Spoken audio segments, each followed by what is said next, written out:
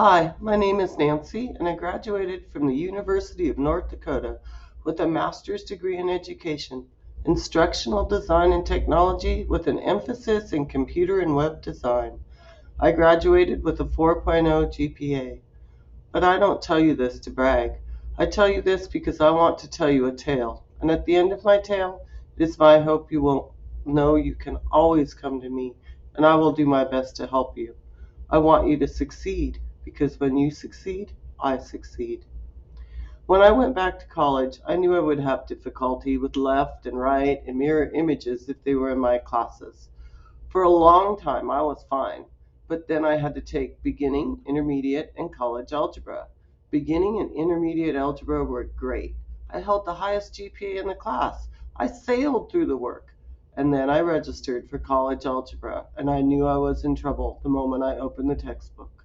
It was graphing, all graphing, a whole textbook of graphing. I tried. I stayed in the class for 3 weeks while the instructor continually looked at me like I was suddenly on drugs. My GPA went from 4.0 to 1.0. I tried, but I just couldn't switch the graphs around in my brain. On the fourth week of an 18-week semester, I dropped the course. Now I knew I would be lucky to get my A degree and become a preschool teacher.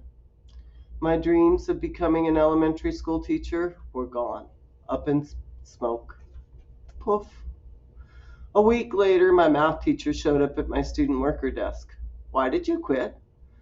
I see mirror images. I can't flip the graphs like I flip the letters in my mind, and I don't have hours and hours to learn to flip everything. I can only read because my mom spent months forcing me to write and see everything backwards.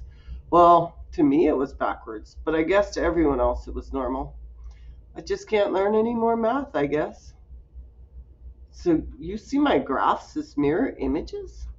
Probably. Hold up one of my failed tests and see. But I can't do it. I can't succeed in an all graph class.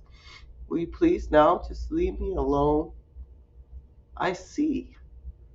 He went away, and I began to plan for my life as a preschool teacher.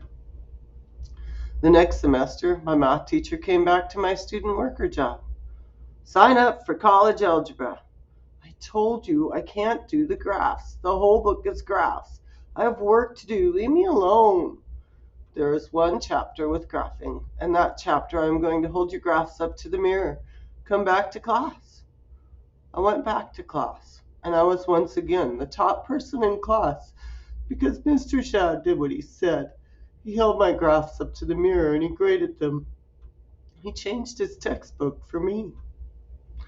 I would have never become who I am without Mr. Shad. He listened, he cared, and he came up with a solution.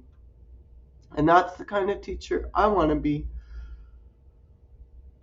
So come to me when you need help. Please come to me, because if you don't, I can't help you. And if you do, one day I can say, that's my student who graduated with their master's in whatever it is that you want to get.